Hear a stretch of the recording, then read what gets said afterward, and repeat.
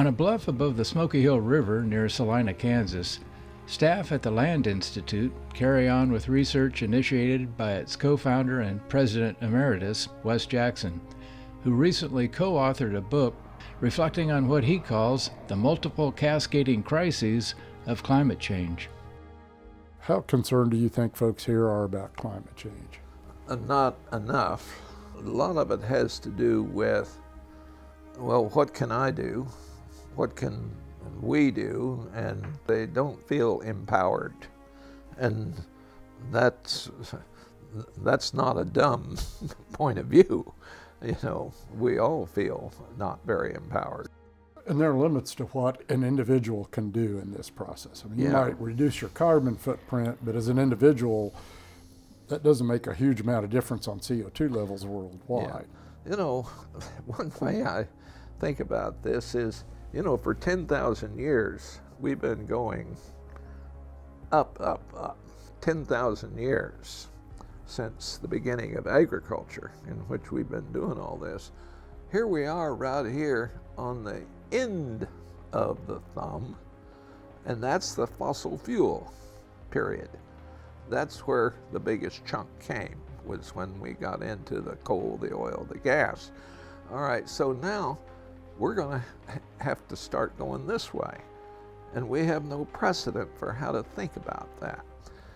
And what we're trying to say in this book is that there have always been prophets, prophets that would tell what's coming. So without further ado, I'm happy to give you Bill McKibben.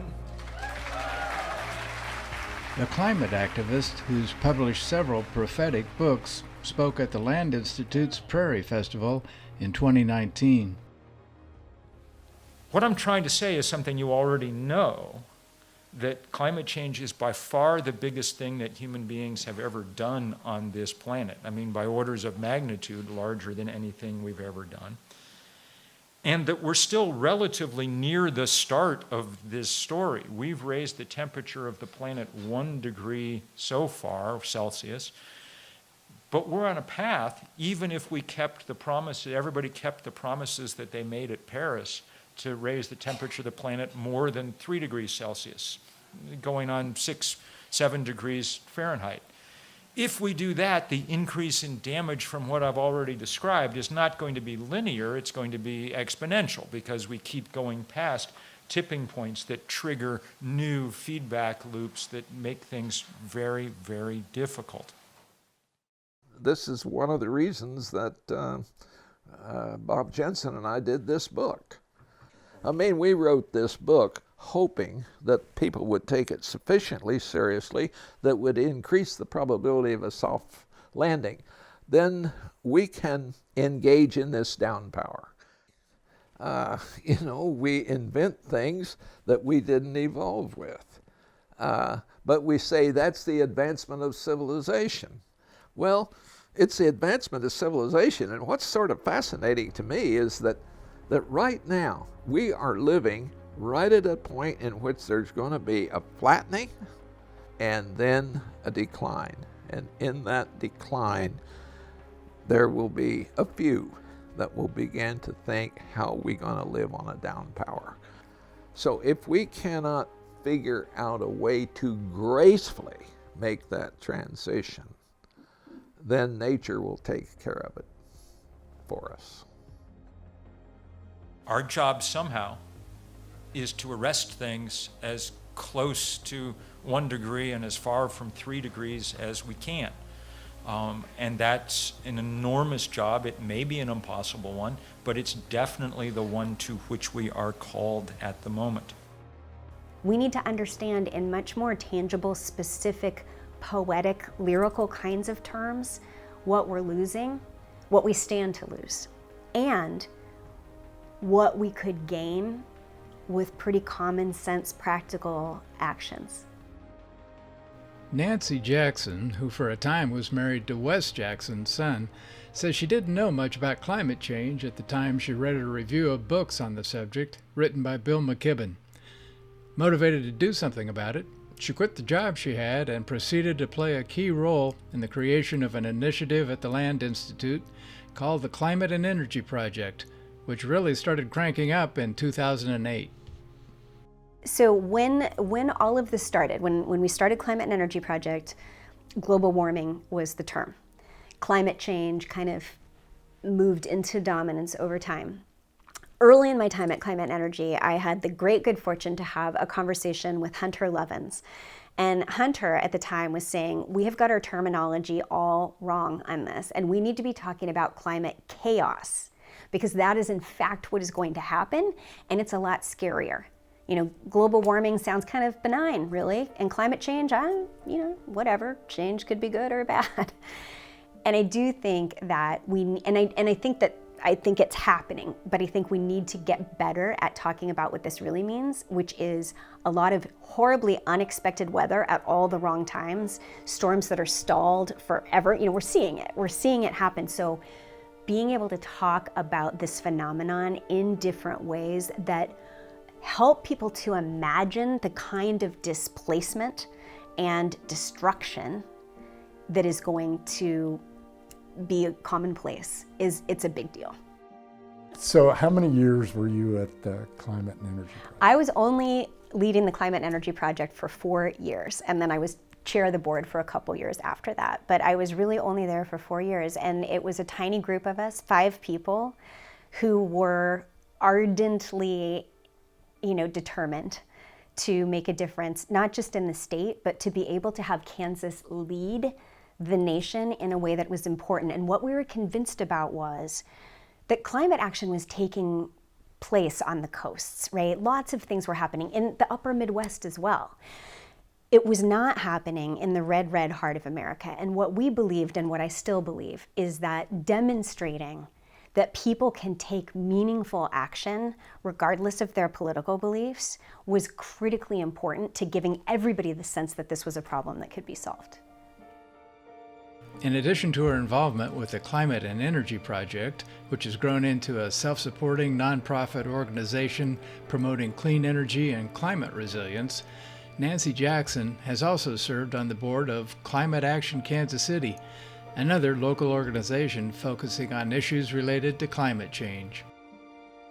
Climate is one of these gigantic problems that feels very difficult for individuals to solve. And so much of the debate has been at the national and even international level, which leaves kind of regular people out of it. And my absolute conviction is that this is a contest that ultimately will be won on the ground, right? Community by community by community, that towns will make decisions about reducing their carbon output long before the nation will be able to get to any kind of a viable agreement. So what Climate Action Kansas City is about is a coalition of over 100 elected leaders in Kansas and Missouri, big and small towns, right? The mayor of Kansas City, but also of, Merriam, tiny. So, and it's really looking at what are all the things that cities themselves can do to reduce carbon emissions. And that, I believe, is where we're going to win the game. Whatever is to come to pass in America must first come to pass in the heart of America. There you go. Lindsay Constance, a middle school educator who had been serving on the city council in Shawnee, Kansas, and Mike Kelly, an attorney who was then mayor of Roland Park, Kansas, were honored with a Regional Leadership Award in 2021 for their role in launching Climate Action Kansas City. So it all started, we met a woman who was doing presentations on Paul Hawken's book, Drawdown. And when Mike and I looked at that book, we just found it so hopeful that it laid out the solutions that had already been determined that would help us reverse global warming. So we decided to do a presentation for elected officials. We got space at a church in Prairie Village. We started calling everyone we knew, and then they called everyone they knew. And before we knew it, we had 135 people at a church in Prairie Village, and we had some women present about Drawdown and share about those solutions. And then it was just an opportunity for nonprofit leaders and scientists and elected officials to sit and plan and brainstorm. And that was really what started Climate Action KC, was that Saturday afternoon at a church in Prairie Village. And then after that, Mike and I felt so great about the event, and then people were asking us, well, what's next? What are we doing now? And we were a little bit dumbfounded because our idea was to have people come together and learn about these solutions, but we really hadn't thought past that. And so Mike and I and several other leaders came and actually met on this couch in my living room after that event to figure out what to do next. And so that's when we formed the organization, now known as Climate Action KC, and we decided our first order of business was to create that climate playbook. Solutions that we could give to elected officials, that we could give to city council people, of ideas that they could do right away. And they didn't need the federal government's permission or the state's permission. They could just enact these policies now. And so we started working on that. And then we planned our first climate summit, and it literally started right here. The work done in Kansas City has been valid, bold, and commendable, but due to the daunting challenges we face, it is by no means sufficient. And that is why we are all here together today. America's carbon dioxide emissions rose by 3.4% in 2018, which is the biggest increase in 8 years. So we find ourselves at this crossroads. We are met with tremendous opportunities, and we know that solutions exist, but we are met facing the reality of a rapidly accelerating challenge. However, we believe that change can and must spring from this metropolitan area. It was amazing. It was in 2019. We actually had Paul Hawken speak. He was our keynote speaker, so he talked about drawdown, and it was so exciting because that linked right to our local playbook, and we had nearly 700 people attend. It was positive, it was energetic. And then from there, we embarked on that regional climate action plan that we did with Mid-America Regional Council. So that was kind of the starting point of that piece. MARC, or the Mid-America Regional Council, is the regional planning organization for Kansas City. We're a voluntary association of local governments, so we serve 119 municipalities and 9 counties in the bi-state metro. Chief Resilience Officer and Director of Environmental Programs for the Mid-America Regional Council, Tom Jacobs was among those who've been involved with Climate Action Kansas City since the beginning. Having worked at MARC for more than 25 years, the issues were not new to him. We've been working on transportation and energy and green infrastructure and water resource management and air quality and urban forestry for years and years. And so in a lot of ways, the work that we're doing on our climate plan is not new at all. It's a continuation of our work that's taken place over many decades, but it's created an opportunity to try and reframe those, to go faster, to go bigger, to be more together across the whole community. The impetus for it, I'd say, is really driven by macro trends. You know, in 2014, we applied to the Department of Energy in the White House to be a climate action champion. Obama in his second term was trying to work on climate but didn't have the support of Congress, so he was looking for opportunities to take leadership through executive action, and one was this program he called Climate Action Champions, and so we were one of, I think, 16 places across the country that were so nominated. And out of that, we developed a regional climate resilience strategy, and it has many of the same ideas that were later included in our regional climate action plan, but it didn't get a lot of traction. And so what changed from 2014 to 2021 is, well, there's a whole lot of things. I mean, we've all seen heat domes over Seattle and wildfires in Australia and California and extraordinary flooding in Pakistan, and we've had one hurricane after the next in the Gulf Coast. And so the nation at large and the community here in Kansas City is ever more cognizant of the risks and vulnerabilities in front of us and is ever more receptive to trying to figure out what can we do. As local communities try to figure out what to do, the Climate Action Plan provides a risk assessment for understanding what the principal challenges may be. And there are 3 principal natural hazards that are expected to be exacerbated by climate change in Kansas City. And those are flooding and drought on one hand and excessive heat on the other. And so we're looking for strategies to deal with when it gets a lot hotter, when it's wetter, when it's drier, That's all in the climate adaptation side of the plan, thinking about how do we adapt to the new conditions that we might expect to see. And the other side of the plan is what we call climate mitigation, which is how do we reduce greenhouse gas emissions through different kinds of strategies in each of the sectors. With about a third of greenhouse gases emitted regionally generated by transportation, one mitigation strategy involves the transition to electric vehicles. In our plans, both in our Metropolitan Transportation Plan and in the Regional Climate Action Plan, which are entirely aligned, we identified a bunch of different strategies. The main one is really reliant upon the electrification of the fleet, right? As more electric vehicles drive across our streets, the better we'll do. And we're trying to be able to create the infrastructure to charge them everywhere and in all corners of the community. We're also working on how do we reduce how much people have to drive. There's opportunities to build more walkable, bikeable, transit-friendly communities, and to do so in a way that enables people to get where they need to go without hopping in their car. That's a big part of our plan.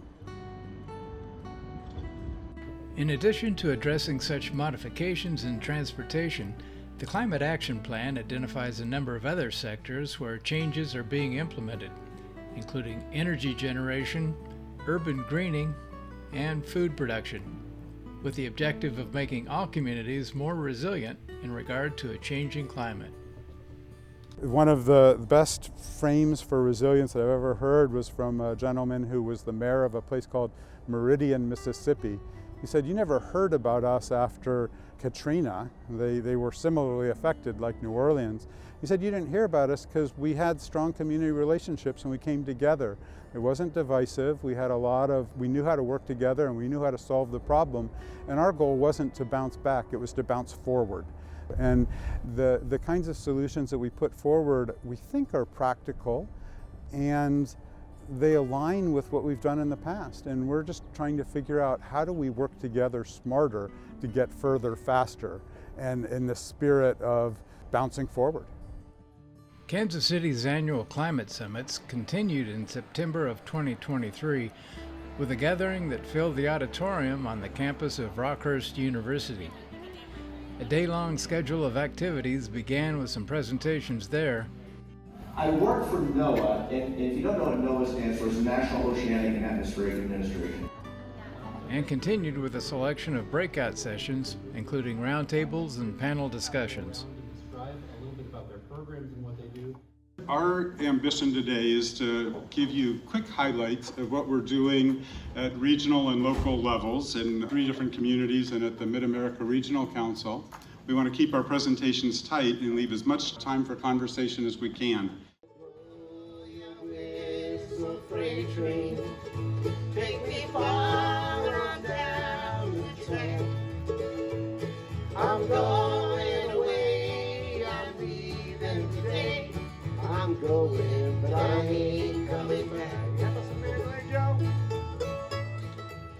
After a recent stretch of oppressive heat, more temperate conditions and large shade trees, along with some easygoing folk music, gave everyone a chance to connect and talk with each other, as well as with the exhibitors who shared what they have to offer. So blow your whistle, freight train, take me farther on down the track. I'm going away, I'm leaving today. I'm going. As participants returned to the auditorium for the final sessions, a local radio personality took over as MC. The world is watching Kansas City. As Kansas City and the surrounds go, so goes our region, right? So let's talk this out. Let's get back to work. Let's keep amplifying the good work that we've been doing. And let's bring some more homies into the fold, yeah? Does that make sense to us? We like that? I love it when the thing comes together. I love it.